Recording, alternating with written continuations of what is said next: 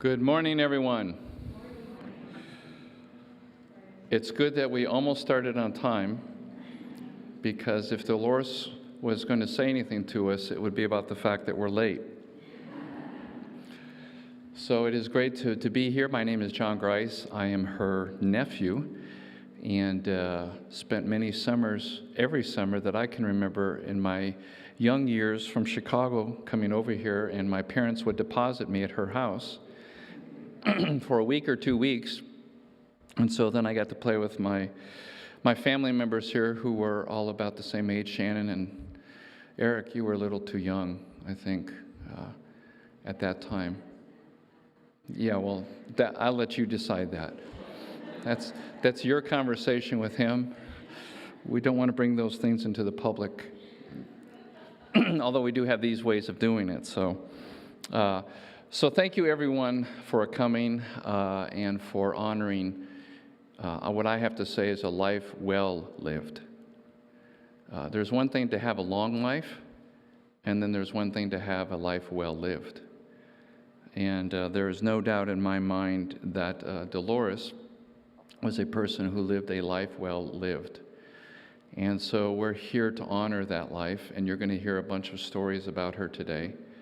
And then because I'm the only one here dressed in a suit, I appreciate Steve, you trying to join me in leaving the jacket behind. Good idea. But you're going to hear a lot of stories about her, stories that I heard last night I didn't even know about. And so it's again a reminder for why we are here. And I'm glad to see so many people. Because, when you get to be 95 years old, most of the people that know you aren't around to be here for this. So it's really good to see so many of you here and to spend time. I know for some of you, this is your way of playing hooky from work, Shannon. So that's payback for all those years. And I have the microphone, and I do not give it up easily. But thank you all for putting aside time to be here, to be reminded. And to be not just reminded, but I believe inspired. And I'll talk a little bit more about that.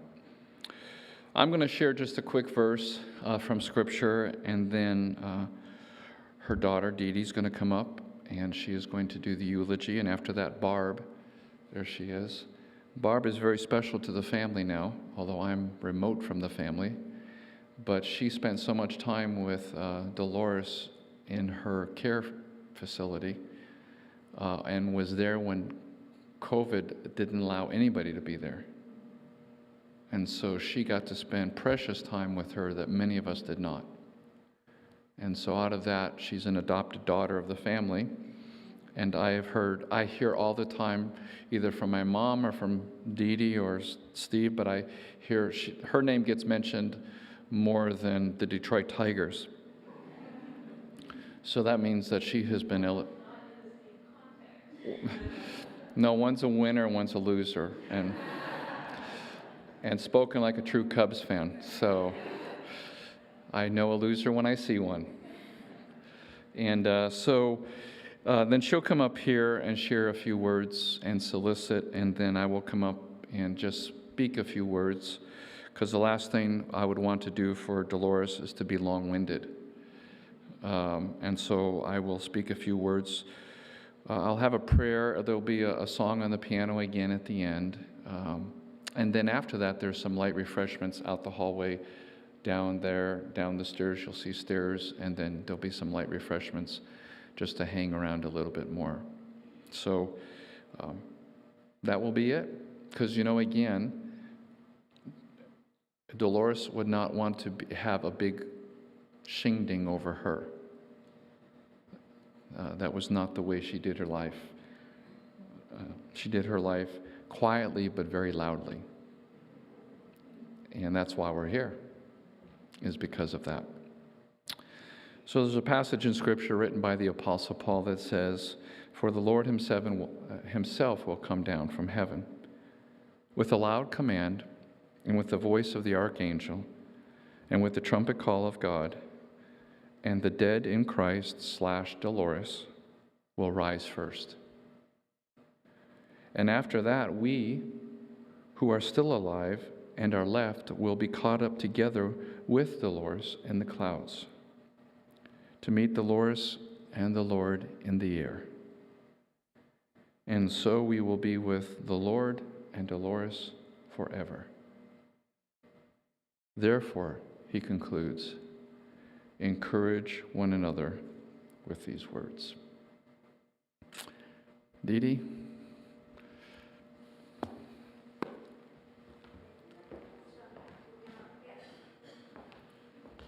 Yeah, the Reiss, Witter, you guys are all, I don't know how I got the height, but is this low enough? He's not even funny. I'd like to thank everybody for coming today. It means a lot that you're all here to share memories of our mother. She was born in Marceline, Missouri, and weighing in at a whopping, I don't think even 5 pounds. But don't be fooled by her stature, because she was very dedicated and very, very faithful servant of God, and that's the way she lived her life. She lived her life with that on her sleeve, and she led everything with her heart first. She did not stay very long in Marceline, Missouri. Her father was offered a job in Chicago, Illinois, and he was going to be a chef on the Santa Fe Railroad. And so they just picked up and they moved to Chicago. And she lived all of her pretty much young life there. She went on and went to elementary school in Sen High in Chicago. She didn't graduate high school, one of the biggest regrets in her life, but she didn't graduate because the war broke out. And so she went to work and enjoyed going, like all kids do, going out with their friends in the evening, and the thing that she enjoyed was music, just like all the young people now. But hers was big band music. And so she would go with her girlfriends to the Argonne Ballroom, and they would dance and they would have a good time. And I don't think she knew what changes were going to happen when she went to that ballroom on one special night. She went with a date, and she was not with my father. And this date excused himself from the table and decided he was going to go to the restroom or wherever. And according to my father, that is when he made his move. And so he hurried up, the young soldier, and he hurried up, well, he wasn't really young, but anyway, he hurried up and got over there and asked her for a date. And so she accepted the date, and she went home that night, and she had already made up her mind in that short 10 minutes. She came home and she said to my grandmother, I met the man that I am going to marry. And of course, my grandmother thought she was crazy. You don't just meet somebody one time and think that. But anyway, she had made up her mind. And so from that next night, when they had their date, they were with each other constantly, because he was on leave from the service from Boise, Idaho. And he had a 2-week time span.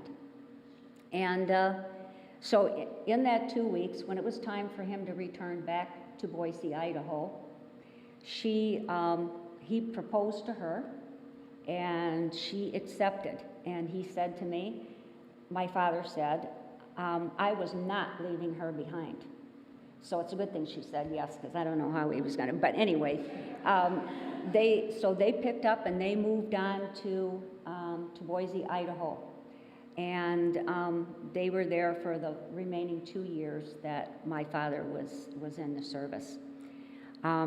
Once his duty was over, they returned back to Grand Haven, Michigan, where they were going to live their lives.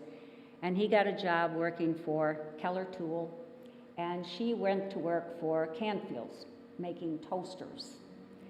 And they decided after a couple of years it was time to start a family. And once she realized that she was going to have a family, she was more or less, well, she worked up until the time that I was born, and then after that she was a stay-at-home mom. And raised us kids, and was very happy just doing that. And then when we got to about junior high or middle school age, she decided that it was time for, well, actually I should back up, because my mother had many, many medical illnesses that a lot of people were not aware of that my mother encountered. And her strength and her resilience and her faith got her through so many of these different things. And once I was born, and then she was going to have my brother, she actually started feeling ill and didn't realize what was going on. She was actually had a lung disease and didn't know she had it. And it was something that manifested itself when she was pregnant with my brother. And she became, she was bit, I guess, by something that was in Boise. And so, anyway, it made her extremely ill. And her body was kind of worn down from that. And then the polio epidemic came along, and my mother contracted polio. And she was in the iron lung and that kind of thing, and she went through that, survived all of that, and it was not very long after that that they found out that the second bout, there was like a Bell's palsy or something like that that came along with that. And she encountered polio the second time. And with that second time, she became extremely ill. And there was no way she could care for my brother and I. And so we were carted to Chicago to live with my grandmother. And it was a good year's time or so that we were there with her. And as Mom got stronger, she decided that she was not going to let anybody else take care of her kids, and she wanted them back. And the doctors told her, there's no way in your weakened condition that you're going to be able to take care of kids. And she said, in her words, I got all dolled up, and she said, I put my best dress on and my high heels. And everybody that knew my mother very well knew my mother was always in her high heels. And she said, I found my way back to the doctors, and I told them that nobody was going to stop me from having my kids. And nobody else, even my own mother, was not going to raise my kids. That was my job. So she was very, very strong and encountered so many different situations like that as she grew. And her faith just increased even more. It just made her stronger and stronger. And by the time my brother and I had gotten into junior high, that's when she went to work for Zelenka Nursery, a job that she just truly loved, and all the people there. She worked there for 30 years. You get to know everybody's family, all their children, all their grandchildren. She just loved everyone there. And when she retired from there, she even went to work working for us at our little nursery at West Olive. It didn't stop her. She just kept right on going. Even in this kind of heat, working our sales.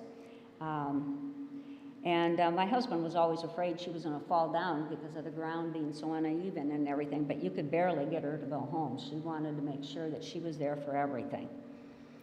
And my father, at that point, he was 12 years older than my mother, so my father at that point, she became his caregiver. He was diagnosed with diabetes, and he had had a couple of strokes, and those strokes made her so that she would have to, be there and take care of him all the time. Once my father passed, she lived in the house for a year, didn't make any major decisions, and then she moved on to living in the apartment in Grand Haven and residing there. And things went along quite well for my mother for quite a while, and then my brother and I noticed that she started having a lot of falls. When we would go and visit her, she would have bruises on her and different things like that. And she took one fall that was a really bad one. And at that point, within a couple of days, we started knowing and noticing that she was getting very fuzzy in her thoughts. And so we had to take her to the hospital and have her admitted where she would be reevaluated. And they decided that it was not good for her to live alone anymore. And so that's when we put her in assisted living. And the first 6 months were really tough. They had her on some medication to clear up her mind and did a reevaluation of her at that point. And after that, she was just like her old self. And she took it upon herself to be, well, I don't know what you want to see her, but the caretaker, I guess, right, Barb, of the nursing home. And she would walk 2.5, 3 miles a day in her walker in the nursing home, but mainly visiting everybody. She would help in the lunchrooms. She would, want to set the tables.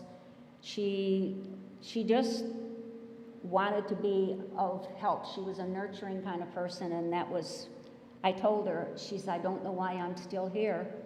But I said, well, you have a job to do, and God knows that, and that's why you're here. And I said, your time will come, but it's not now. And the people in that nursing home, all of them became her family. They were her family. That's who she cared about. That's who she took care of. And of course, the pandemic came, and things were really, really hard on her because she really missed her family, and it was extremely hard for her. She couldn't even walk around in the halls because they didn't want you to contact anything. So she was like in her room, and she really couldn't go out of there. And I think part of that brought her so close to Pastor Barb because she needed someone to talk to, someone to confide in, someone that would listen to her. And Barb was always there. And she conveyed all her inner feelings about everything to Barb. So Barb knew her inside and out. And she ended up getting COVID. She survived COVID. She survived sepsis also while she was there, which almost took her life. And she wanted everyone to know how much she loved them. She was always, if there was someone in a chair that couldn't speak, she was the type of person who always went. She was always rubbing somebody's shoulder, or if they were drooling, wiping off the drool. It didn't matter to her. But she did convey to me, when she first got to that nursing home, how difficult and how you had to have guts to go in and sit in that lunchroom with people who couldn't feed themselves, people that were making all kinds of weird noises, coughing, weren't able to hand, they needed to be hand-fed. And she said, I just learned to look past all of that and accept everybody for who they are and where they were in their lives, and realize that in their younger years, they were just as productive as everybody else was, and that this could happen to anybody at any time.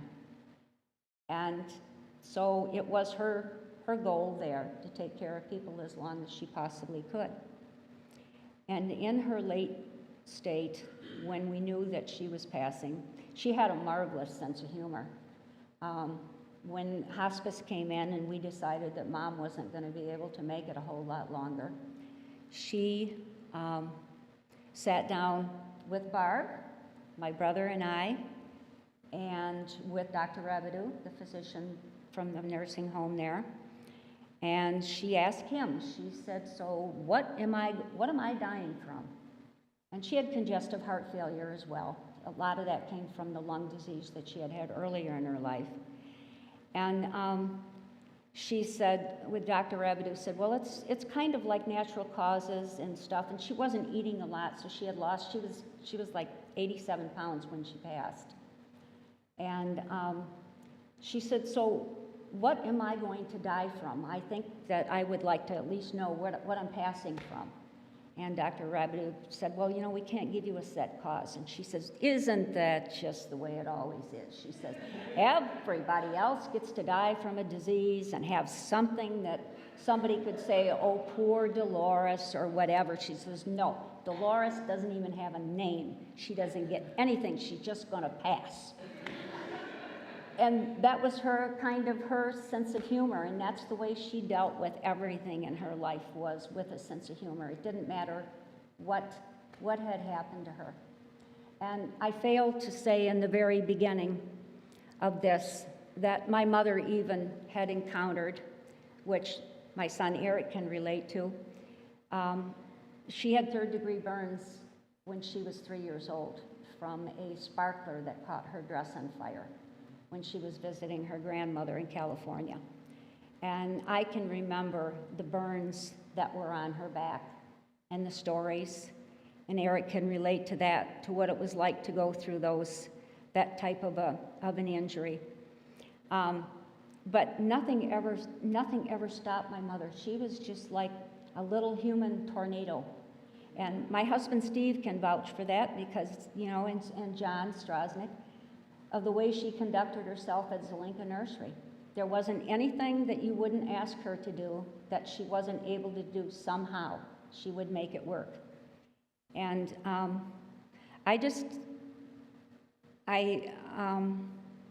remember how very strong she was, but I remember this inner strength that came out from her when she entered that nursing home.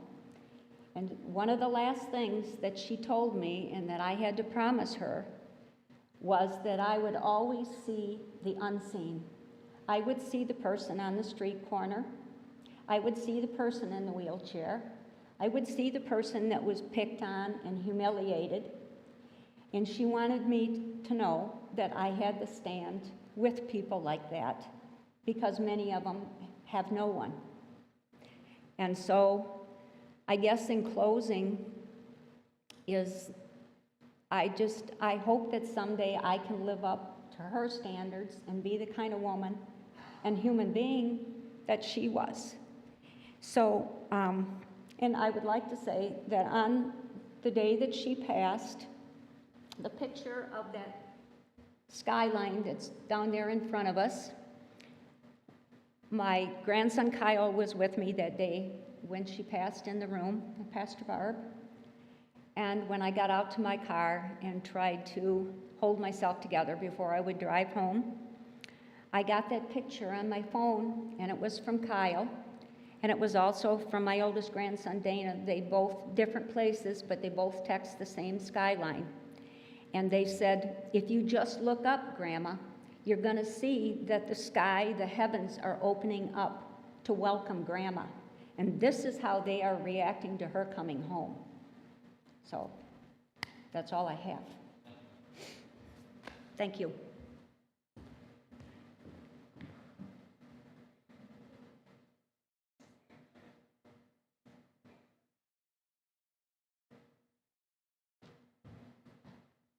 That's Pastor Barb. I didn't introduce her. That's all right. My name is Barb, and I work at Medilodge at the Shore as a chaplain. I also work at Medilodge of Holland as a chaplain, and there are folks with COVID. So I'm wearing a mask when I'm near you because I want to give you greetings and grace and love, but not germs. So forgive me for the ways in which that seems to separate us when we're together. Thank you to Dolores' family. Thank you especially to the staff and members of this congregation for letting us be a part of this in your beautiful space. Delores loved you fiercely. Thank you for your hospitality to her over the years that she was at the nursing home, when it was Shore Haven, when it was Sanctuary at the Shore, and now when it's Medilodge at the shore. Thank you for all you did. Thank you for the home-cooked meals.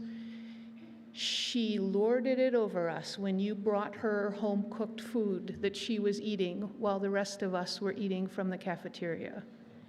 Thank you for the church directory, the photo directory from your congregation. We all know about you because we spent many afternoons with her as she would look at your pictures and tell us stories.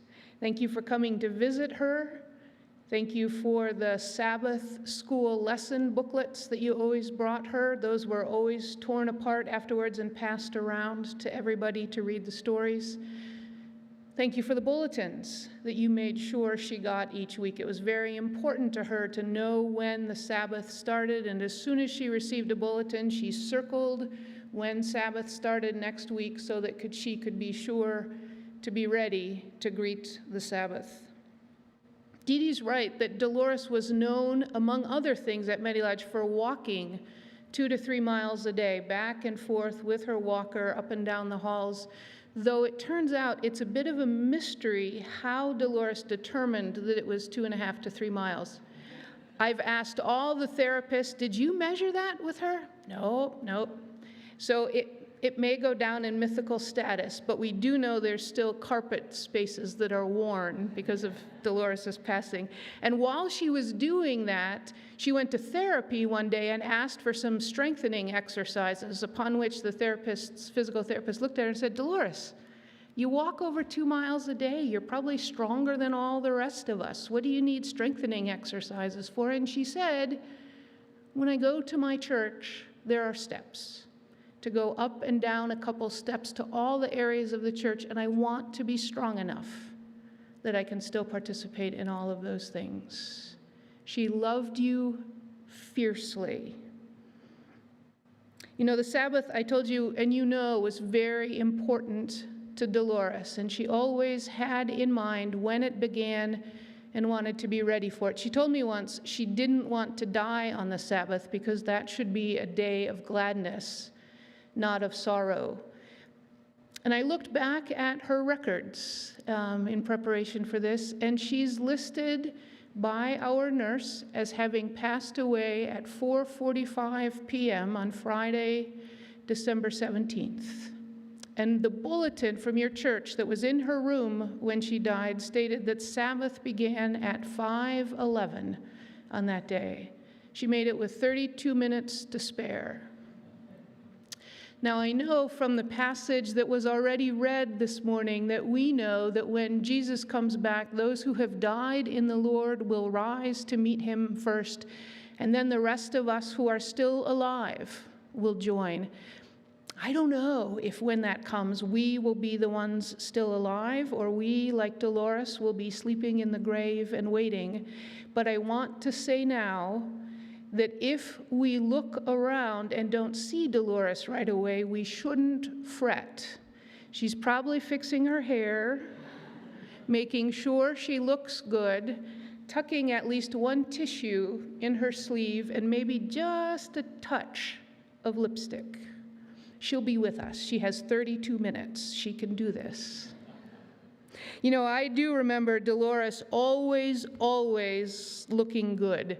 It was very important for her to look good, and she was not vain. This wasn't a front or an image. This was who Delores was, genuinely, inside and out, and for her it was a sign of respect for the people you're with, to look good, to be with them. Not because she wanted to present some false image, but because genuinely she respected people who she was with, and she wanted to look good. You know, there's a line in one of Shakespeare's plays, A Midsummer Night's Dream, where one of the characters says of the other, "Though she be but little, she is fierce." I'm not sure that Shakespeare had ever met Delores, but that word certainly describes her. I remember that when Delores disagreed with you, she was fierce, not impolite, not rude, not in any way bullying, but full of conviction. I was on the receiving end of some of Dolores's disagreements. One particularly unfortunate observation that I made was when we were looking out the window of the lobby at a tree in the courtyard. It was a small evergreen shrub, and I liked it. I thought it was round and jolly, and I just sort of loved the shape of it. And I said, Dolores, I just love that shrub. It looks so good there, and it just makes me happy. I had apparently failed to notice several things. The presence of red spider mites, which would soon decimate the tree. The ways in which the angle at which that tree received the sun was not healthy for it. And she told me in no uncertain terms that these are my words, not hers, had no idea what I was talking about. And it is also true that within a year that tree had passed away. And that the landscapers after that put in a row of roses in that same place, amended the soil somewhat. And when Delores and I were out there looking at the roses a year or so later, she bent down, picked up one of the tags that had been left from the pot they were in, read it closely, and pronounced they were a good fit. They were the perfect rose to be in that place. They would smell lovely. And she was right. They're thriving. So with apologies to Dee Dee and Steve and all else who make their living propagating and tending plants, we call them Delores roses. I know you just can't name a plant, right? It has to follow the nomenclature. It has to do all these things so that you gardeners know what it is. But for us, they're Delores roses. And yesterday they smelled beautiful and helped us remember her. You know, I told you that I thought of Delores in that line from Shakespeare, though she be but little, she is fierce. But I also think of her how much more from lines that are found in this book that she loved, the Bible. Particularly for us at Medi Lodge, Delores reminded us of Psalm 1. Dolores's worship day was Saturday, the Sabbath. And at Medi Lodge, we held a service on Sundays, and often, though Delores had already experienced and observed and been blessed by her Sabbath, she would come to church with us. And we started a series on the Psalms, and we started with Psalm 1. Blessed is the man who walks not in the counsel of the ungodly, nor stands in the path of the wicked, nor sits in the seat of the scornful. But his delight is in the law of the Lord, and in his law he meditates day and night.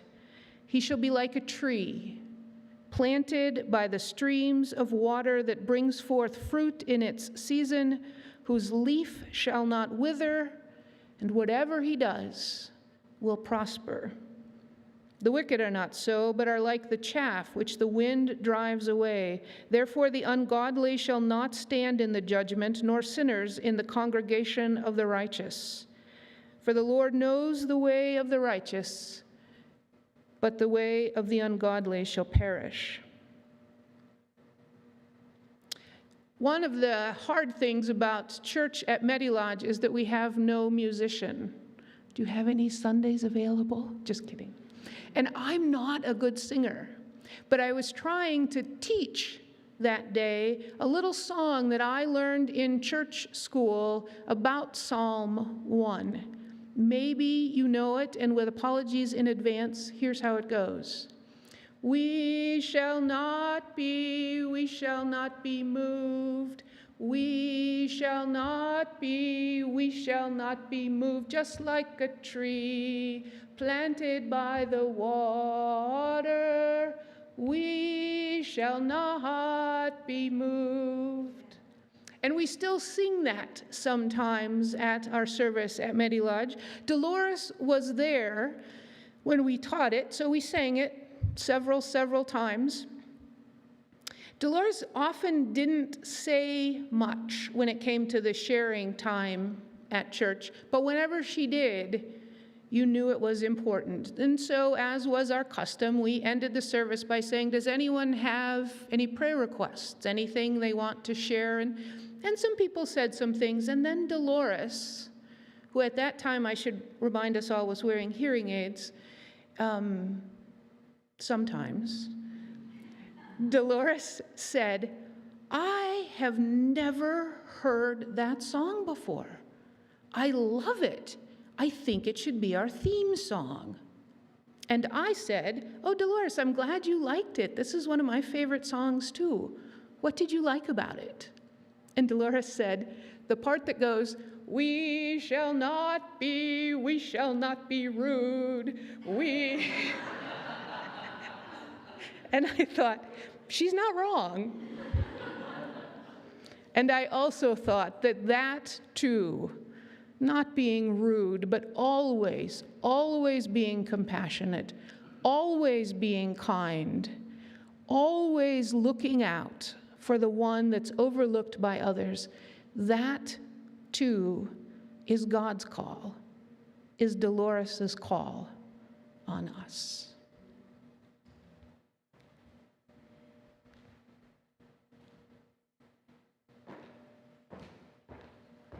You know, Barbara, when you were sharing that at the end there, in her line of, we shall not be rude, I actually thought the perfect description of her is, she shall not be moved. If you knew Delores, changing her mind was not an easy task. It might cost you your life. And so the depth of her conviction was so powerful that I believe that that's what contributed to her being who she was. You know, there's a passage, again, written in the book of Revelation that says this calls for patient endurance on the part of the people of God. Patient endurance. I can think of no other word that better describes Delores than endure, especially after listening to all the stories. Somebody who's gone through polio twice, been on an iron lung, and lived the length of life and the quality of life that she lived. I believe that Delores was the kind of person who, without telling everybody, utilized those experiences in her life in such a way that it made her stronger. And everybody that was around her got to experience that strength. One of the realities I discovered about Delores, even towards when she moved into the care facility, because she knew I was a pastor, so every time that I would come to visit her, she had 1,001 questions. And one of the things that I discovered that I had never noticed about her, maybe because, you know, my time with her was when I was so young mostly, was how curious she was. And I don't know if you all had that experience with her, but her patient endurance created her, within her, I think, this eye to be curious about the world around her and about what she was reading. She never read something and just agreed with it. She read something and then processed it and then questioned actually whether or not it was worthy of her commitment. And one of the things I appreciated about her was the fact that she was curious. Because I do not find, or I'm finding, I should say, as I get older, I know some of you are saying, right, but as I get older, curiosity can easily slip away. And what I discovered with Delores is that the older she got, the more curious she got. And if that is the trajectory that we go on in life, that I go on in life, then I believe that that will be a great gift that she has given to me without me even knowing it. I think about, Barbara, what you were saying about her always wanting to look right. And I appreciated what you said, because I always noticed that as a kid, because I don't know if I ever saw her not looking right. Even when she came back from work, she looked right. And like you said, it was not in a way of vanity, it was a way of preparedness. It was just part of being prepared for your day and your life and the people that you were going to be with, is to look at your best that you can. I don't know if I ever saw her in sweats. Exactly. Never did either. And that is one of the things about Delores that I always discovered as well, going back to endurance, is that she was always prepared. And it was interesting for me to see her always prepared, and then she was always trying to adapt to the new technology. I can remember when she moved into the facility, I ended up going there, she had her Roku that she was trying to connect to her TV. Now, I'll have to say that patience was not at that point part of the endurance map. And I mean, you see me, not that technology is my strength either, but I spent many hours with her just trying to connect Roku to the TV that she had on the wall. And then finally she said, "Oh, don't worry, John. I'll figure it out at some point." Like she was going to have plenty of time, what she did, to figure it out on her own. Now, I don't know if the grandkids ever came along and fixed it for her, but she was the kind of person that wasn't just going to also let time pass her by. And this was a beautiful combination that I saw, because that's what happens when you have to endure through whatever it is that you face. There is a popular term that's bantered about in our world today that kind of captures the essence of her. It's a word called grit. Whole book written about it, studies written about people who with grit. I know nobody in my lifetime that has more grit and has had more grit than Delores. The grit that she had was absolutely amazing. And like I shared earlier, because of the endurance factor, and I came across these words about someone else, and I now know that they apply to her. She was a paragon of perseverance. But then I had to add the word that you referred to. She was a petite paragon of perseverance. But I learned because of her, and by the way, that is, I'm not going to say which side of the family this comes from, but I will say this: all the women that I know from any side of the family are not, they may be small in stature, but do not get in their way.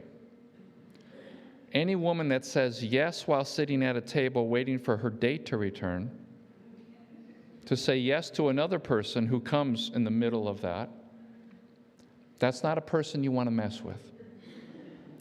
It doesn't matter her size. Right, Jody? Does not matter the size. And I think that goes to this reality that she was a petite paragon of perseverance that was relentless, and not just fierce, but relentless. And I think that's what so many of us appreciated about her.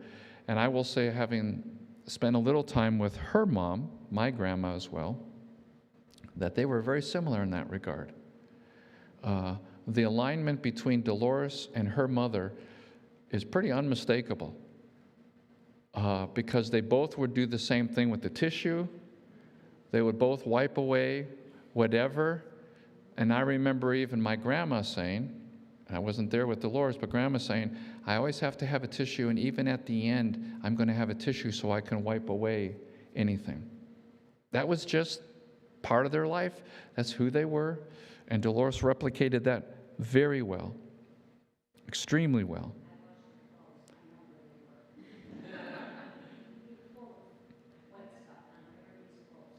And then if you didn't take it out and it goes in and then you have it everywhere, inside of the washer and the dryer. Yes, because she was persistent, because she was a petite paragon of perseverance.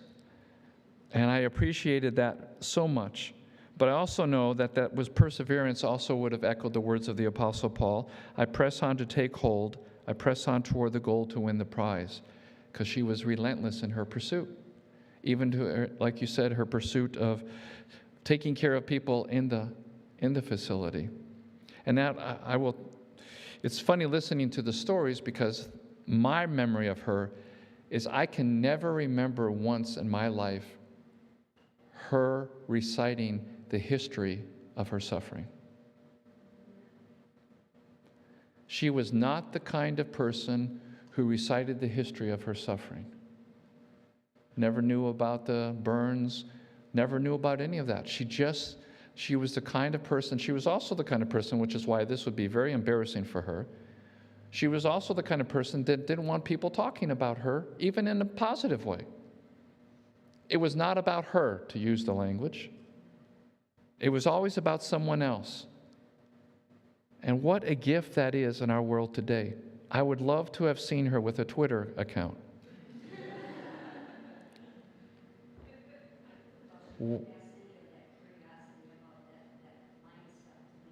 She didn't pass it to you? I'll confirm that. So she, and the other part is, if you don't know, Delores is the oldest. Then Jimmy, her brother, who maybe he's watching on YouTube. Hello, Jimmy, he's a character, and he can't be here to defend himself, so I can say whatever I want about him. And then his sister, my mom, Joanne, and then their younger brother, Lonnie. And so there was 4 of them. Now, I don't know about you. I'm looking for eternity for one reason. I want to see those 4 get together. Because I can't imagine them, Shannon, when they were young. And the amount of energy that would be generated by the 4 of them together. I'll just put it that way. There would be enough energy to provide electricity for at least the city of Chicago for a long time. Because all of them, and there is not any of those 4 who are very tall people, but they are all bearers of that petite paragon of perseverance, despite. And I remember in many ways, one of my favorite parts of coming to her house, and somebody will have to tell me the name of it, she fixed I think it was a garden salad. I forgot what they call it. Her and Leo fixed a salad that was a very special salad, and they would tell me about it. And when I was growing up, I was not a salad person. My mom tried to make me a salad person. I was not a salad person, but the salad that they made at that house, and you have to remember, if you remember their house, because coming from Chicago, I'm like, there's no shower in this house. There's only a bathtub. What century are you in? I have now gone back in time. And yet every day, multiple times sometimes, that's how they went about bathing themselves. There was no shower. I remember going upstairs to the top floor. I remember Larry being up there because he was on the other side. I remember many times having to duck my head to make sure I didn't hit my head. And I just remember my time with them and my time with her and Leo, especially both of them, is that they were meticulous in how they cared for what they owned.